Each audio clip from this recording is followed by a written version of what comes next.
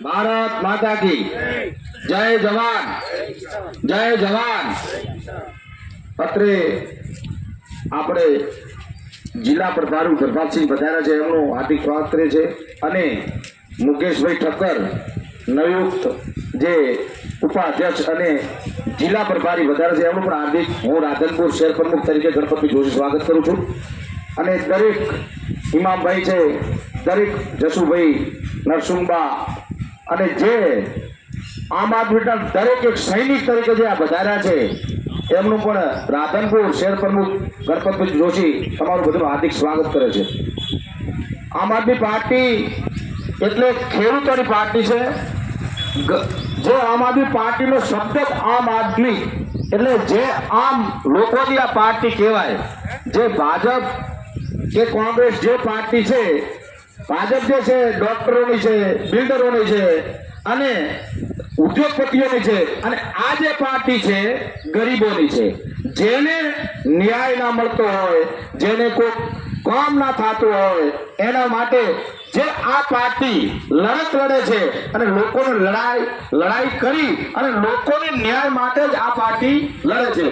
જેથી આ આમ આદમી પાર્ટીનું એક અમારું સૂત્ર છે કે જે જગ્યાએ સતત 30 વર્ષથી કચરો જે ભરાઈ ગયો હોય તો અમે અમારા નિશાનથી સાવરણાથી અમે કચરો કાઢશું। લોકોના મનમાં ખુશી જો હોય તો એ પણ અમે કાઢશું। અને જે વિસ્તાર હોય ગુજરાતની અંદર જો જગ્યાએ કરપ્શન થતું હોય, ભ્રષ્ટાચાર થતો હોય અને એની સામે આમ આદમી પાર્ટી લડી અને લોકોને ન્યાય આપશું। અમારે વાત તો રાધનપુરથી જ કરવી છે। રાધનપુર જે નગરપાલિકા છે, આજે રાધનપુર નગરપાલિકા ભાજપની બોડી છે અને પીપલ સરકારની જે એન્જિન કહેવાય એવી ભાજપ સરકારની જે બોડીની અંદર આજે અમારે 1 થી 7 વોર્ડની અંદર આજે વેઠવો પડતો હોય, લોકોને જો ટાઈમસર પાણી ના આવતો હોય, કચરો લેવા ના આવતો હોય, સ્ટ્રીટ લાઇટ ના હોય, તો આ વિકાસની વાતો જે કરનારી જે પાર્ટી જે સરકાર છે એને ધિક્કારવી જોઈએ। અને જો તમે આ પાર્ટી જો ધિક્કારશે નહીં આ પાર્ટીને તો તમારે વેઠવાનો વારો રહેશે। જે પરિસ્થિતિમાં તમે જીવો છો, જે વિસ્તારમાં તમે જીવો છો, તમે જઈ અને વિસ્તારમાં જઈને વાત કરો કે આમ આદમી પાર્ટી ખેડૂતોની પાર્ટી છે, આમ લોકોની પાર્ટી છે, એને મજબૂત કરો અને આ પાર્ટીની સાથે જોડાઈ અને આ પાર્ટીને મજબૂત કરશો તો આગામીમાં તમારે આ પરિસ્થિતિ વેઠવી પડશે નહીં।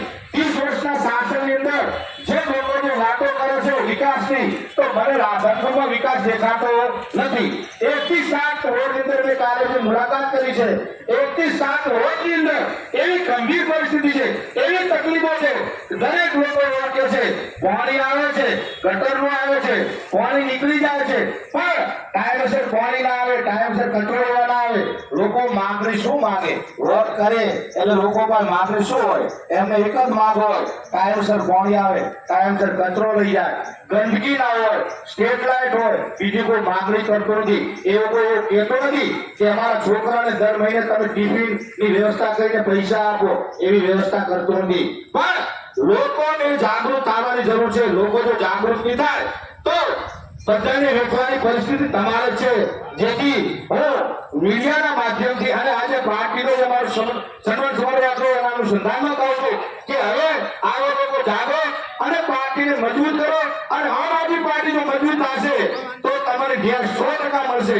કેમ કે અમે જે આમ આદમી પાર્ટીના કાર્યકર્તા છીએ, અમે જમીનથી જોડાયેલા છીએ, અમે સામાન્ય લોકો છીએ, અમે આમ લોકોની પબ્લિકને શું તકલીફ હોય અમને જે એની વેદના અમને ખ્યાલ છે, એના માટે અમે કહીએ છીએ કે આવો દરેક લોકો આવી અને આમ આદમી પાર્ટીને મજબૂત કરો અને રાધનપુર નહીં પણ ગુજરાતને પણ એવું લાગવું જોઈએ, ગુજરાતનું પરિવર્તન લાવો। 2027 ની અંદર આમ આદમી પાર્ટીની સરકાર બને એવો સંકલ્પ હું પણ લઉં છું અને તમે પણ લો એવી મારી બધાની અપેક્ષા છે અને આ અપેક્ષા પૂર્ણ કરો એવી બધાને સૌને હું નમ્ર અપીલ કરું છું।